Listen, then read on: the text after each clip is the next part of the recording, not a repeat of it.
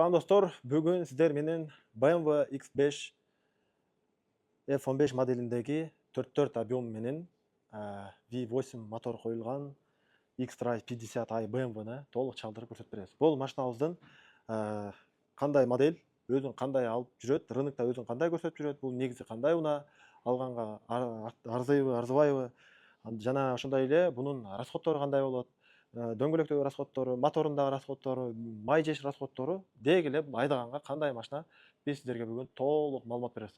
Видеонун аягына чейин көргүлө жана кийинки унаа кайсыл унаа болсун жаза кетиңиздер. Бул унаабыз негизинен шаар ичинде айдаганга ыңгайлаштырылган, внедорожниктерге кирбейт, жалпысыз машина 20-лык титандары менен, акылдуу оптикалар менен. Бунун сырткы көрүнүшү ушундай классика абалда. Электроника, максимальный электроника, өзүңүз билгендей BMW азыркы күндөгү электроникада комфорт жагынан өзүн жакшы көрсөтүп келет. 5 орундуу, коробкасы болсо 8, тездиги, ылдамдыгы 4,9 ылдамдыкта күлөнөт. Аябай азыркы күндөгү рыноктогу көрсөткүчтөрү жаман эмес. Андыктан биринчи бисмилла дегенде эле биз бунун эң жүрөгү болгон моторунан баштасак. Эң кызык жери тонар бул жерде BMW 44 объемдогу твин турбо менен двигатель орнотулган. Бензиновый двигатель.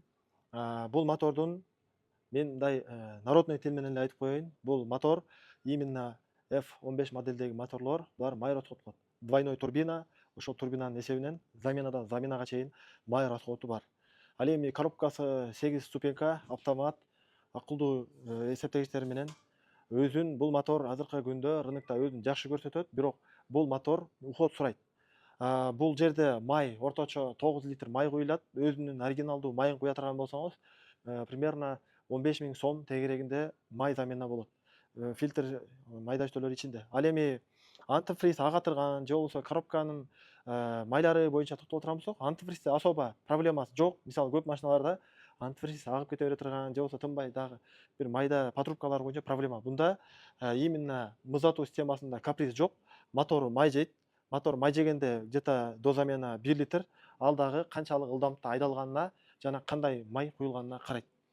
Көбүнчө өзүнүн немецкий производство, Castrol ошол сыяктуу стандартына жооп берген майларды сурайт. Мотору күйүүчү майды тандабайт, бирок желательно 98 же 100 май коюш керек. Эмне үчүн дегенде, булардын мотору назик келет.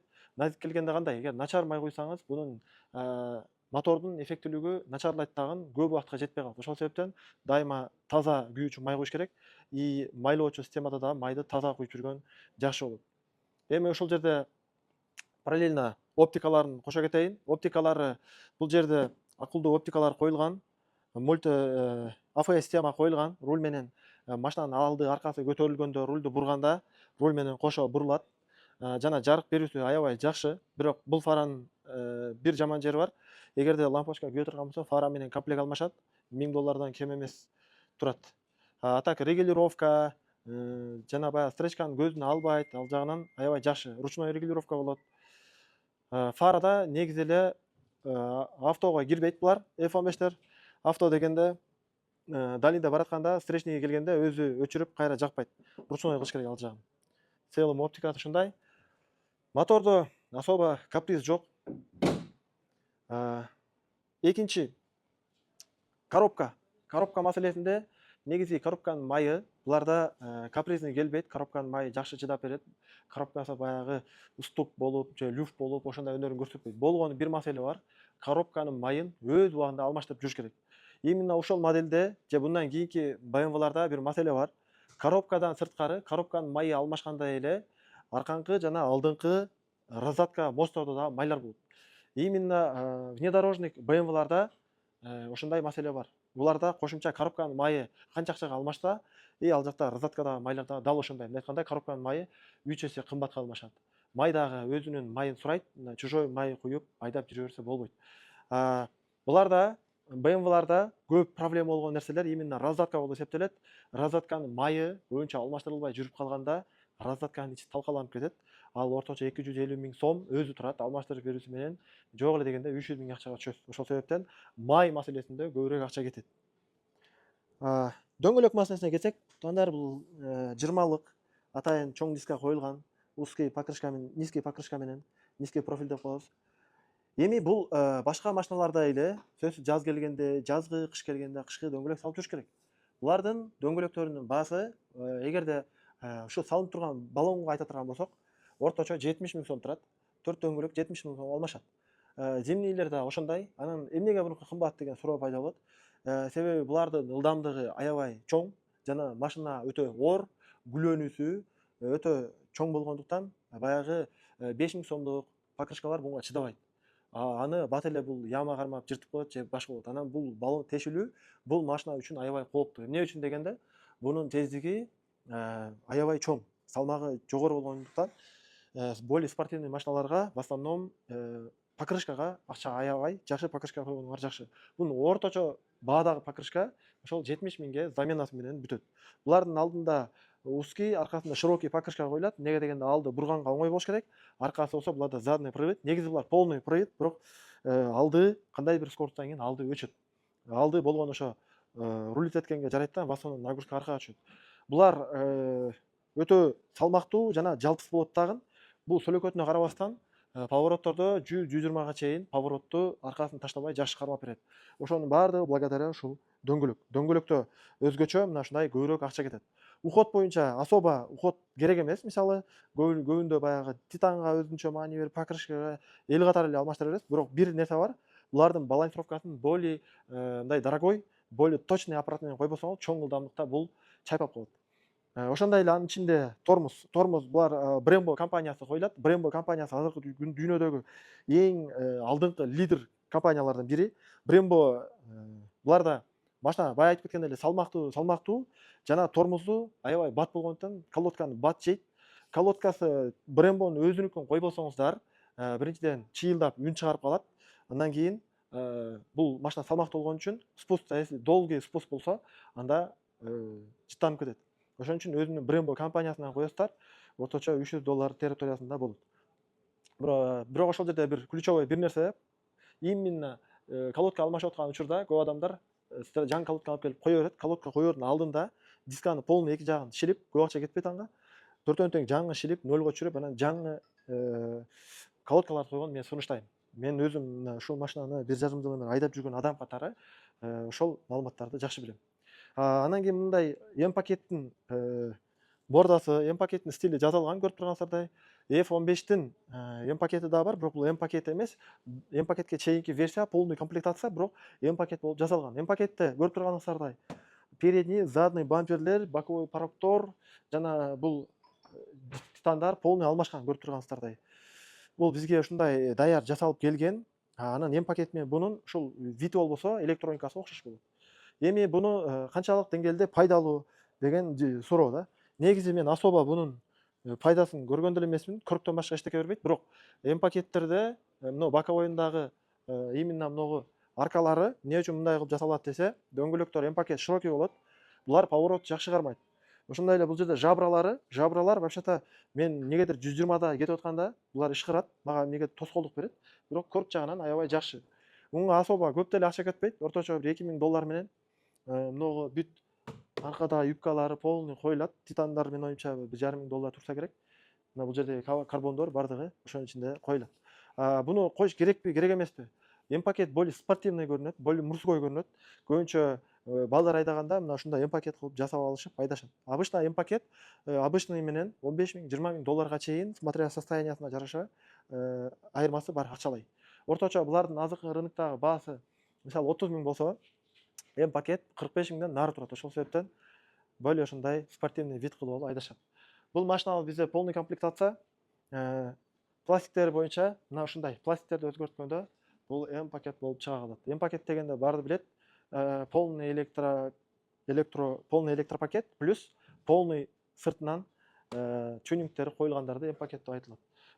Ходовойлор бир аз башкачараак болот, а так калган жери окшош эле болот. Салонун айта кете турган болсок, көрүп турганыңыздардай ичи кара түстө, бардыгы мындай кожа менен капталган, отургучтары да кожа. В общем, аура, стиль аябай мындай бодрый, более мужской, акыркы заманбап модель десек болот. Азыр ушундай мода болуп атат. Бул жакта монитор, рульдары удобный, бул жакта автоматтары колдо, отургучу муздатат, ысытат. бул жакта 360 баардыгы повторительдери менен азыр ушундай мода болуп баардык эле машина почти мына ушул дизайнда чыгып атат. Эми бул машинабыздын отуруштарына келе турган болсок, отуруштары память сиденья бар. Бул аябай удобный. Эмне үчүн дегенде ар түрдүү киши айдап калышы мүмкүн.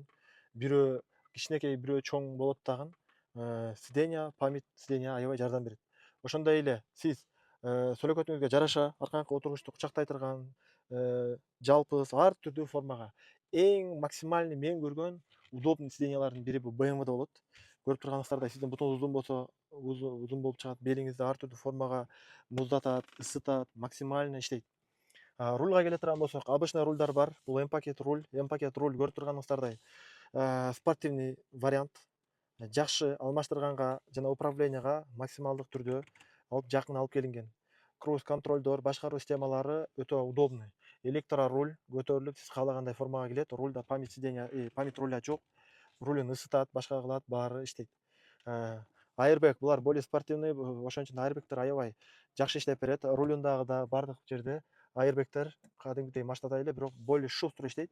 Ылдам спортивный машиналарда булар жакшы иштелген болот. Ал эми бул жердеги зона управления көрүп турганыңыздардай адамдын колу жете турган жерге коюлган. Баардыгына колуңуз жетет. Аварийка дейсизби, ачып чапкан, эшик, багаж и так далее. Максималдык түрдө водительге ыңгайлаштырып коюлган. Буттар көрүп турганыңыздардай мындай бүктөлүп калбайт, батпай калбайт. Эки жакка буттарыңызды койгондо, оң жакты бутта колдоруңузду койгондо ошолорго полный фокус каралган. Бүт мына колду таштаган жерде пульт управлениялар, парковкаларга аябай удобный. Подстаканниктер дагы лишний. Анан бул жерде дагы аябай акылдуу нерсе бар да, эки жакка ачыла турган жасаган. Эмне үчүн дегенде бул жактагы кишиге тоскоолдук болбой эле ачып жапканга. Мунун ичинде дагы холодильник, бул жерде подстаканникте дагы холодильник бар. То есть койгон напитогуңузду ошол айдап баратканда эле муздатып, ал жагы да аябай комфорт. Аудио системасы эң акыркы дизайнда аудио коюлган. CarPlay өтө оригиналдуу түрдө иштейт. Эмне үчүн дегенде, полный бул жакта микрофондор менен сүйлөшкөндө сөзүңүздү кайталабайт, аябай тунук чыгат. 4 колонка аркасында усилитель менен. Мындай айтканда, мен уккан эң мощный аудио система мына ушул машинада орнотулган. Бул жакта монитор 360 автоматтык түрдө иштейт, плюс сенсорный. Азыркы сиз айфонуңуз кандай иштесе, дал ошондой жакшы кыймылдайт. Бир эле убакытта арканы, бир эле убакытта алдыны, эки боковойду баардыгын тартып көрсөтүп жүрөт. Ошондой эле передний парктроника, задний парктроника өтө шустрый, миллиметрге чейин атат. Ошондо 360 аябай жакшы атып берет. Мониторго келе турган болсок,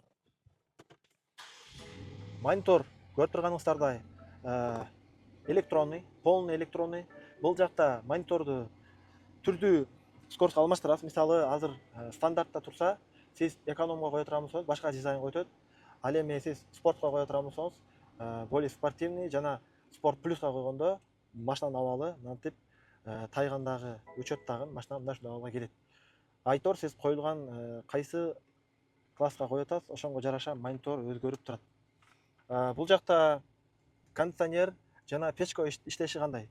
Кондиционер башка машиналардагыдай адамды шамалдатып койбойт.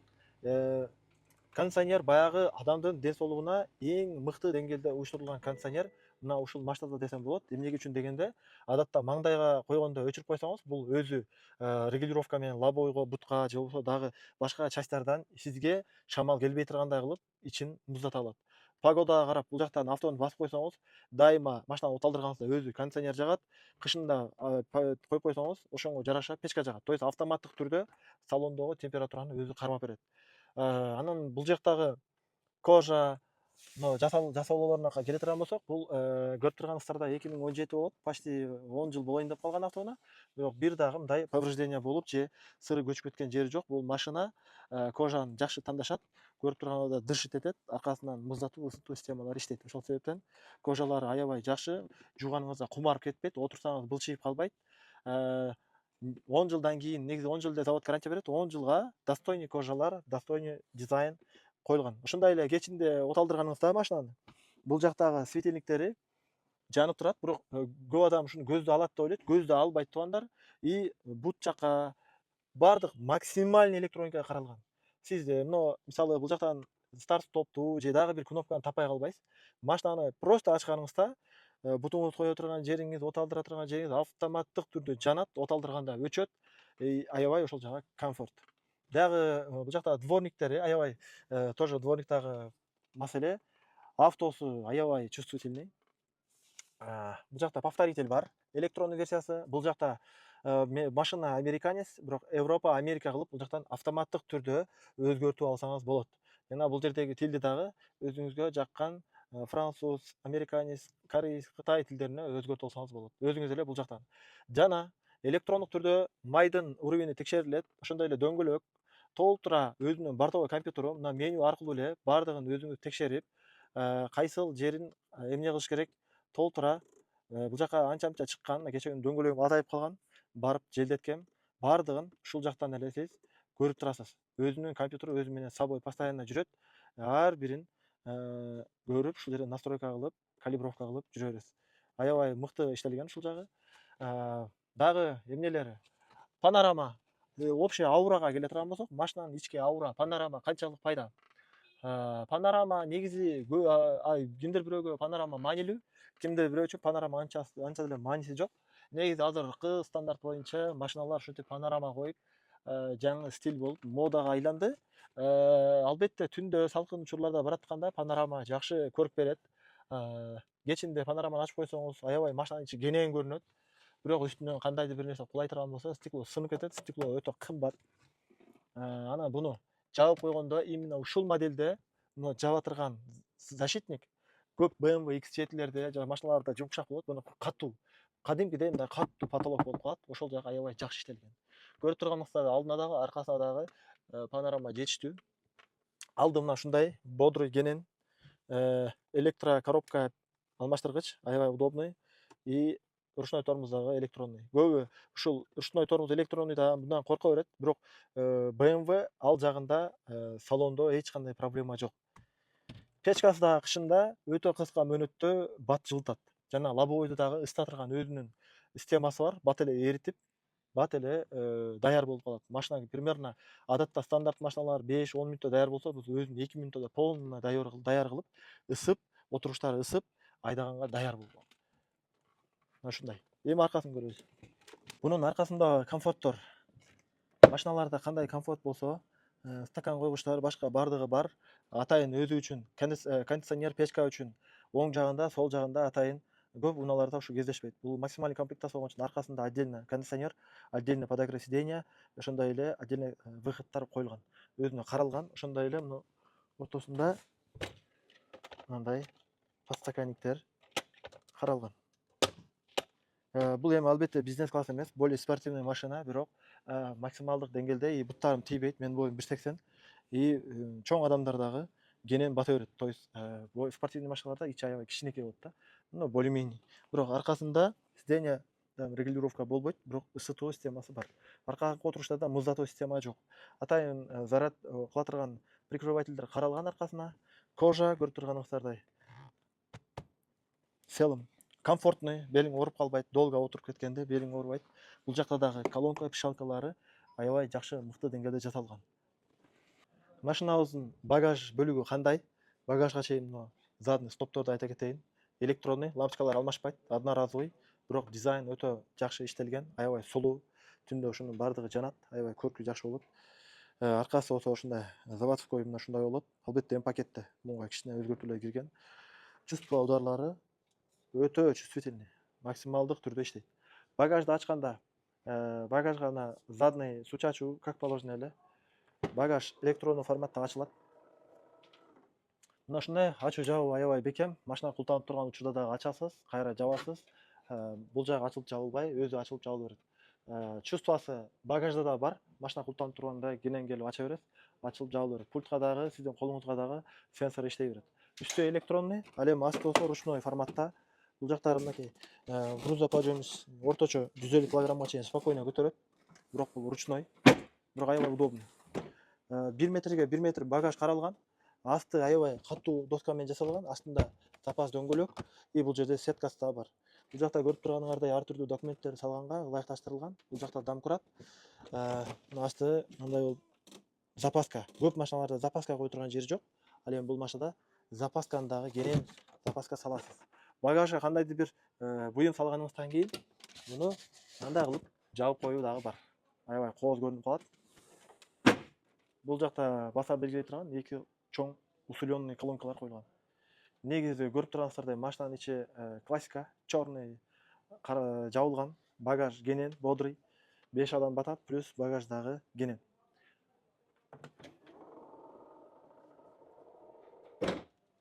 Дизайн, в общем, сонун иштелген. В целом мына ушундай туугандар. Машинанын эми общий тартып бүткөндөн кийин мен как владелец ушул машинага комментарий берсем да. Бул машинаны алганыма 1,5 жыл болуп калды. Бул машина кандай машина экен? Расходу по городу айдасаң 30га чейин, дальныйга айдасаң 15, 20га чейин жейт айдаганга карап. В целом электроникасынан бир жери иштебей калды деген менде болбоду. Мен өзүм ушу устакана иштетем, бирок машинанын бир жерин апарып жасатпадым. Ошо колодка, замена масла, покрышка алмаштырып жүрөм. Мен ошондон покрышкалардын баасын, колодкалардын баасын, замена масланын баасын ошондон билип жүрөбүз. Жана ошол BMW-ны көп айдаганда, ошо BMW айдагандар менден көп сураганы, мен BMW центрге же болбосо BMW көп жасаган жерлерге көп барып, именно раздатка, коробка, мотор боюнча көп адам аябай капризный дейт. Бул капризныйга кирбейт, балким өз убагында уход кылынса, бул машина жакшы жүрүп берет. Мисалы мен өз убагында май алмаштырам, өз убагында коробканыкын, раздатканыкын эч кандай проблема жок. Именно май боюнча, система охлаждения боюнча, ысытуу, муздатуу, жарык берүү деги эле бул машинадан бир көчөдө калган жерим жок. Көп адам ошо расходунан качат. Мен ошо расход боюнча бир окуяны айтып бергим келет. Ар бир машина сенин колуңа келгенде, ал 50 литр жесет эле, сенин колуңа келгенде ал ошол рызкысы менен кошо келет.